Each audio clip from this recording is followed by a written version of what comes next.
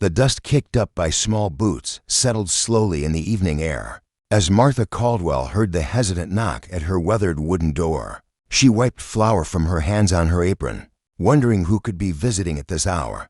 The sun was painting the Arizona sky in shades of amber and crimson, and most folks in Copper Ridge were already settling in for supper when she opened the door. Her breath caught in her throat. 4 boys stood on her porch, their clothes dusty and worn, their young faces etched with exhaustion and something deeper, loss. The oldest couldn't have been more than 14, with sandy hair that needed cutting and eyes that had seen too much. The youngest, barely 6, clutched a tattered cloth doll and hid behind his older companion. "Ma'am," the eldest boy said, his voice cracking slightly, "I'm sorry to bother you, but are you Mrs. Martha Caldwell?" Martha's heart began to race. No one had used her full name in months, not since. "Yes, I am. Who's asking?" The boy reached into his shirt pocket with trembling fingers and pulled out a folded piece of paper. "Yellowed and worn from travel. Marshal Thompson, he told us to find you if anything happened to him. He said you'd understand." The world seemed to tilt beneath Martha's feet. Marshal Jake Thompson. The name hit her like a physical blow, bringing with it a flood of memories she'd tried so hard to bury. Jake, with his kind eyes and gentle smile, who'd courted her after her husband died. Jake, who'd promised to come back to her after one last mission to clean up the outlaw gangs terrorizing the territory. That was 8 months ago. With shaking hands, she took the letter. The paper felt heavy, weighted with unspoken words and broken promises. Jake's familiar handwriting swam before her eyes as she read, "My dearest Martha, if you're reading this, then I've failed to keep my promise to return to you. I'm sorry, more sorry than words can say. These boys have no one left in this world. Their families were killed by the Crimson Creek Gang, the same devils I've been chasing. I made them a promise that I'd see them safe. I'm asking you to honor that promise for me. They're good boys, Martha.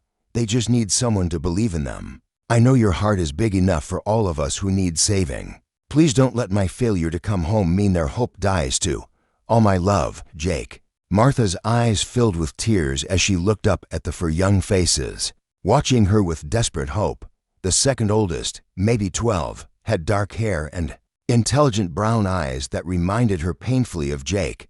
The third boy appeared to be about 9, with freckles scattered across his sun-weathered cheeks like stars. And the little one, still clinging to his doll, had the biggest blue eyes she'd ever seen. "What are your names?"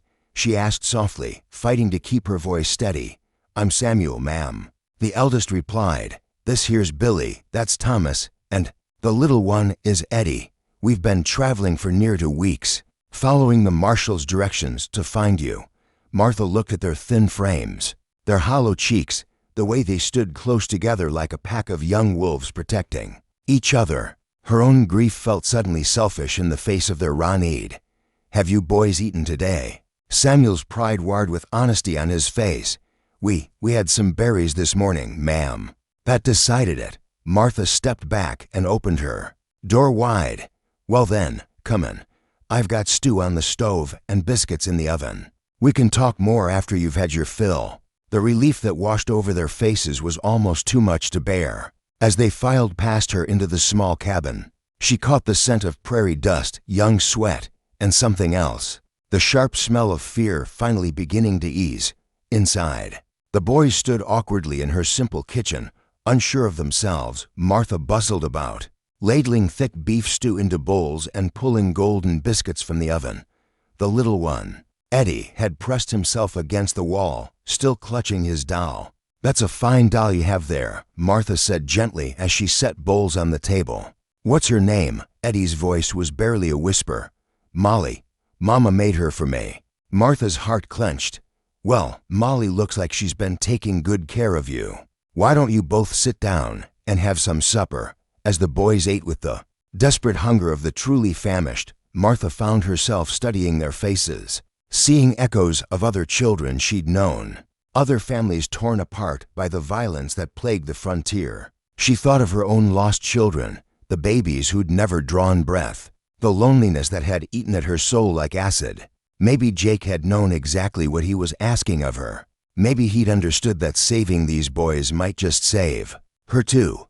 Don't forget to subscribe to our channel for more incredible frontier stories that will touch your heart and keep you on the edge of your seat. Hit that subscribe button now because you won't want to miss what happens next. In this emotional journey, Samuel finished his second bowl and looked up at her with eyes far too old for his young face. "Mrs. Caldwell, we don't want to be a burden. We can work for our keep. I'm strong, and Billy's good with horses. Thomas can read and write real well, and Eddie, well, Eddie's brave as they come, even if he's small." Martha felt something crack open in her chest, something that had been frozen solid since the day she'd realized Jake wasn't coming home. "Oh, sweetheart," she whispered, "you're not a burden.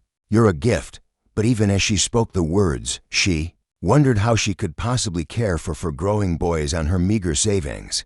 The small homestead barely supported her alone, and winter was coming. The practical part of her mind began calculating costs and resources while her heart made promises her head wasn't sure she could keep. Outside, the wind picked up, rattling the windows and reminding them all that the frontier was a harsh place for the unprepared. But inside the warm circle of lamplight, 5 broken souls had found each other, and for the moment, that felt like enough. As Martha watched the boys begin to relax, she silently made a vow to Jake's memory and to these children who'd been thrust into her care. Whatever it took, wherever this path led, she would honor the marshal's final wish. She would give these boys the home and hope they deserved. The real adventure was just beginning, and none of them knew what trials and triumphs lay ahead on the dusty roads of their shared future. Subscribe to our channel right now to follow Martha and the boys as their story unfolds. You won't believe the challenges they'll face and the bonds they'll forge in the chapters to come. The first winter snow began falling just 3 weeks after the boys arrived, and with it came the harsh reality of frontier life. Martha's small savings dwindled rapidly as she tried to feed for growing appetites, and the general store owner, Mr. Henley, had started giving her concerned looks when she counted out her coins. Samuel noticed everything. The way Martha's smile grew tighter each evening as she portioned out smaller helpings of stew. The way she mended and remended their clothes by candlelight long after they'd gone to bed. The way she sometimes stood at the window, staring out at the empty road with an expression of quiet desperation. "We need to do something," he whispered to Billy one cold morning as they huddled together in the small loft where the boys slept. Their breath formed small clouds in the frigid air. "What can we do? We're just kids," Billy replied. But his voice carried the same worry that kept Samuel awake at nights. That afternoon, while Martha was in town trying to negotiate with the bank for an extension on her mortgage, Samuel made a decision that would change everything. He'd overheard conversations at the general store about the Crimson Creek Gang, the same outlaws who'd murdered their families. Word was they'd been seen near Devil's Canyon, just 2 days' ride from Copper Ridge. The territorial government had posted a substantial bounty for their capture, $500, enough to save Martha's homestead and feed them all through the winter. "You're crazy," Thomas said when Samuel shared his plan that evening. The 9-year-old's freckled face was pale with fear. "We're not gunfighters. We're just boys." "The marshal believed in us," Samuel replied, checking the action on Jake's old rifle that Martha had given him for hunting. "He said we were brave. Maybe it's time to prove it." But it was little Eddie who surprised them all. The 6-year-old clutched his doll Molly tighter and spoke up in his small, clear voice. "Mama always said bad men need to be stopped. If we don't stop them, they'll hurt more families like ours." Billy nodded slowly. "The marshal would want us to protect Martha. She's family now." That night, they slipped out while Martha slept, leaving behind a note that Samuel had agonized over writing. "Dear Martha, we've gone to make things right. The marshal taught us that sometimes good people have to do hard things. We'll be back with enough money to save the homestead. Don't worry about us. We're Thompson boys now. Love. Samuel, Billy, Thomas, and Eddie." The journey to Devil's Canyon tested every ounce of courage they possessed. They rode Martha's to horses, with little Eddie perched behind Samuel and Thomas behind Billy. The November wind cut through their thin coats like knives. And more than once Samuel wondered if he'd made a terrible mistake. But when they finally spotted the gang's campfire flickering in the distance, nestled in a grove of cottonwoods near a frozen creek, Samuel felt something ignite in his chest. This was for their murdered parents, for Martha, for the marshal who'd believed in them. The plan was simple. Wait until dawn when the outlaws were sluggish from sleep, then use the element of surprise. Samuel and Billy would approach from the east, while Thomas created a distraction from the west. Eddie, despite his protests, would stay hidden with the horses. As the first light of dawn crept across the canyon walls, Samuel's heart hammered against his ribs. Below them, 6 men slept around the dying embers of their fire. One of them, a man with a distinctive scar running from his left ear to his chin, matched the description of Black Jack Morrison, the gang's ruthless leader. The attack happened fast. Thomas's thrown rocks sent the horses nickering and dancing, waking the outlaws in confusion.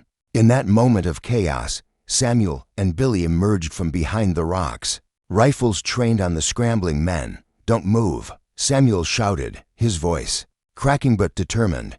"You're under arrest for murder and robbery." Black Jack Morrison laughed, a sound like grinding glass. "Well, look what we got here, boys, a bunch of kids playing lawman." But Samuel had learned something from watching Marshal Thompson work. Sometimes the element of surprise was worth more than size or experience. "We know what you did to our families," he said, his rifle never wavering. "The territorial marshal's office knows you're here. You can surrender now, or you can explain to them why you chose to fight children." The standoff lasted only minutes, but it felt like hours. Finally, one of the younger outlaws threw down his gun. "I ain't shooting kids, Jack. This has gone too far." One by one, the others followed suit. Except for Morrison himself, his hand hovered near his pistol, calculation flickering in his cold eyes. That's when Eddie appeared, having disobeyed orders to stay hidden. The little boy walked right up to Morrison, his doll Molly clutched in one arm, and looked up at the scarred outlaw with those enormous blue eyes. "My mama said men who hurt children go to a special place when they die," Eddie said, matter-of-factly. "She said it's very hot there, and they never get to see the people they love again." Something in the child's innocent certainty broke Morrison's resolve. His hand fell away from his gun, and he raised both arms in surrender. Subscribe to our channel now. You won't want to miss how this incredible act of courage changes everything for our young heroes. The ride back to Copper Ridge took 2 days, with the captured outlaws bound and walking behind the horses. When the small procession finally appeared on the main street, half the town came out to stare in amazement. Martha stood on the porch of the sheriff's office, tears streaming down her face as she watched her boys deliver the most wanted criminals in the territory. Samuel dismounted and walked over to her, suddenly feeling every one of his 14 years. "We kept the marshal's promise," he said simply. "We protected our family." The bounty money was more than enough to save the homestead, but more importantly, it had proven something to the boys and to Martha. They weren't just survivors anymore. They were a family, forged by loss but strengthened by love and unshakable loyalty. That night, as snow continued to fall outside their warm cabin, Martha tucked little Eddie into bed. "You were very brave today," she whispered. "The marshal was watching," Eddie replied sleepily. "Molly told me so." And somehow, Martha believed that was true. Spring came to Copper Ridge with a burst of wildflowers and new possibilities. The bounty money had not only saved Martha's homestead, but allowed her to make improvements that transformed their simple cabin into a proper home. Samuel had used part of his share to buy lumber and spent the winter months learning carpentry from old Pete Hansen in town. But the real change wasn't in the expanded cabin or the new barn. It was in the family itself. Thomas had discovered a love of learning that Martha nurtured by ordering books from back east. Every evening, he would read aloud to the family by lamplight, his voice growing stronger and more confident with each page. Billy had proven to have an almost magical way with horses, and word of his skills had spread throughout the territory. Ranchers came from miles around seeking his help with difficult animals. And Eddie, sweet little Eddie, had blossomed under Martha's patient care. The nightmares that used to wake him screaming had gradually faded. replaced by dreams of adventure and heroism. He still carried Molly everywhere, but now she was a companion in play rather than a desperate comfort. Samuel had grown into his role as the eldest, but the burden of leadership sat easier on his shoulders now. He'd learned that strength wasn't about carrying everything alone. It was about knowing when to lean on family and when to be the support others needed. The morning that would change their lives forever started like any other. Martha was kneading bread dough while humming an old hymn. Billy was in the corral working with a skittish mare, and Thomas sat at the kitchen table practicing his letters. Samuel was repairing a section of fence that the winter storms had damaged. That's when they saw the dust cloud on the horizon. "Riders coming," Samuel called out, shading his eyes against the morning sun. Something about the purposeful way the group approached made him reach for the rifle. They now kept loaded by the door, but as the riders drew closer, Samuel's tension transformed into amazement. At the head of the group rode a tall man with silver hair and a badge gleaming on his vest. Behind him came a dozen men, all wearing the distinctive blue shirts of territorial marshals. The lead rider dismounted and approached the cabin with a slight limp that spoke of old wounds and hard years. His weathered face was kind but serious. As he removed his hat, "Ma'am," he said, nodding respectfully to Martha, who had come out wiping flour from her hands, "I'm Marshal William Hayes, Territorial Commander. I believe you knew Marshal Jake Thompson." Martha's breath caught. "Yes, we did." Hayes looked around at the boys who had gathered protectively near Martha. His eyes lingered on Samuel, taking in the young man's steady gaze and the confident way he held himself. "These the boys Jake wrote about, the ones who brought in the Crimson Creek gang?" "Yes, sir," Samuel replied, stepping forward slightly. "We are." A slow smile spread across the marshal's weathered features. "Son, what you boys did last winter has been the talk of every law office from here to California. Taking down Morrison and his gang, well, that was the kind of courage this territory needs." He reached into his saddlebag and pulled out an official-looking document sealed with red wax. "The territorial governor has authorized me to offer Samuel Morrison a position as a junior deputy marshal, full pay, training, and the chance to help clean up the lawlessness that's been plaguing honest folks." The silence that followed was profound. Martha's face had gone pale, and Samuel felt the weight of every eye upon him. "There's more," Hayes continued gently. "The territory is establishing a new program, training young men who've shown exceptional courage and character. We want to build a new kind of law enforcement, one that serves the people rather than just enforcing the will of politicians and cattle barons." Billy spoke up suddenly. "What about the rest of us?" Hayes smiled.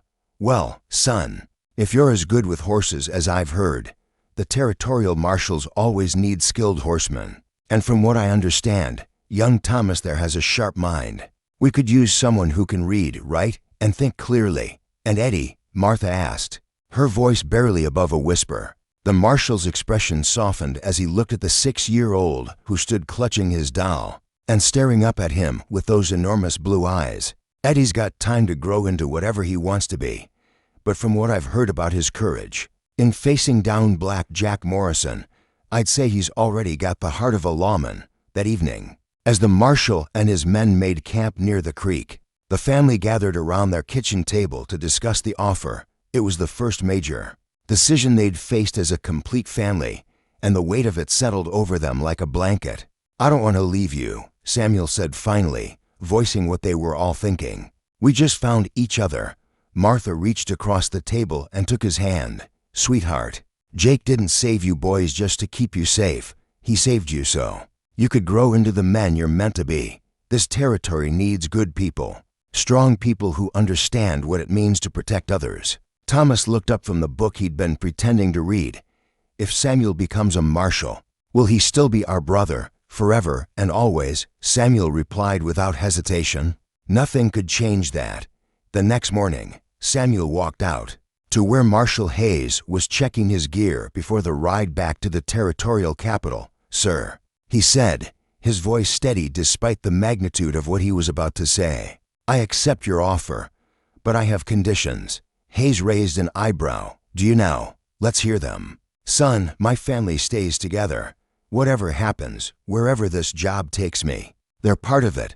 We're a package deal." The marshal studied Samuel's face for a long moment, then nodded slowly. "Jake said you boys understood loyalty. I reckon he was right." He extended his hand. "Welcome to the Territorial Marshals, Deputy Morrison." As they shook hands, Samuel felt the presence of Jake Thompson, as surely as if the old marshal were standing right beside them. The promise had been kept, the circle completed. For orphaned boys and a lonely widow had found each other in the darkness, and now they were ready to bring light to others who needed it. 6 months later, the Morrison family, as they'd legally become, established the first territorial marshal station. In Copper Ridge, Martha served as the official dispatcher and record keeper, while Samuel trained under Hayes' personal guidance. Billy managed the horses and served as a scout when needed. Thomas had proven invaluable as a decoder and translator, his quick mind solving cases that had baffled seasoned lawmen. And Eddie remained the heart of their family, reminding them all that sometimes the greatest courage came in the smallest packages.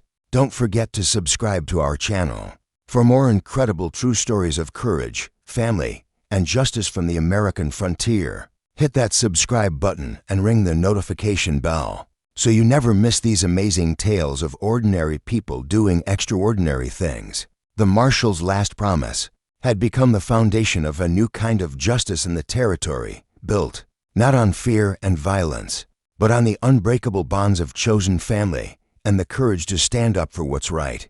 Jake Thompson would have been proud. Subscribe now to join us for more heartwarming frontier adventures that prove love and determination can overcome any obstacle. Your support helps us bring these amazing historical stories to life.